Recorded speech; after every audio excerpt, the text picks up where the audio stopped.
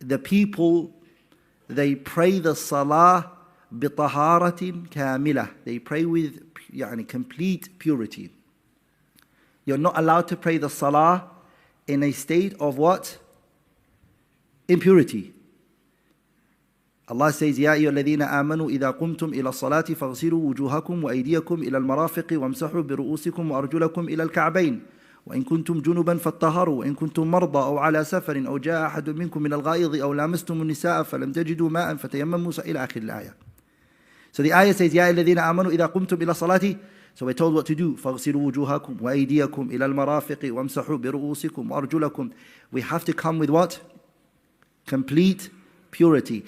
The purity is two types: major and what? Minor impurity. So you're not allowed to pray if you have major impurity, and you're also not allowed to pray if you have what? Minor impurity.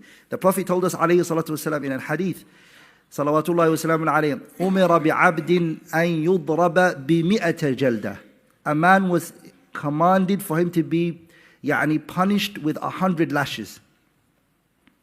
So the man, he begged, he said, please, Ya Rabb, I can't, please, too much. Then it got lessened. 99 got removed, and only one was left. Sah? So 99, 100 lashes, 99 removed, and then only one now. Then he got hit with that one. When he got hit, فَمَلَأَ قَبْرُهُ نَارًا. His whole grave exploded with fire.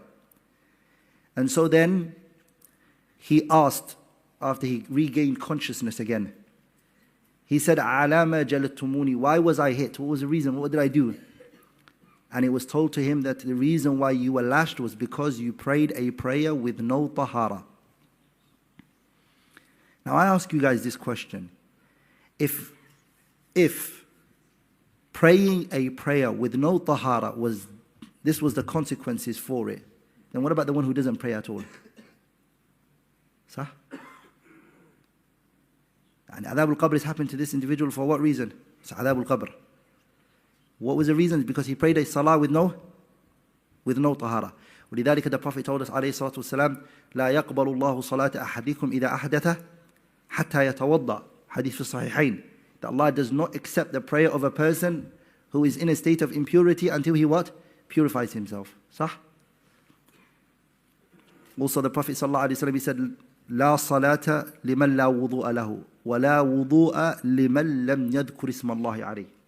There's a dispute on the authentication. I'm more inclined to making this hadith sahih, or the scholars who made it sahih, which is there is no salah for the person who has no wudu, and there is no wudu for the person who does not say Bismillah. Some scholars, they weaken this hadith, who believe that the saying the Basmala for the wudu is not obligatory. They weaken this hadith.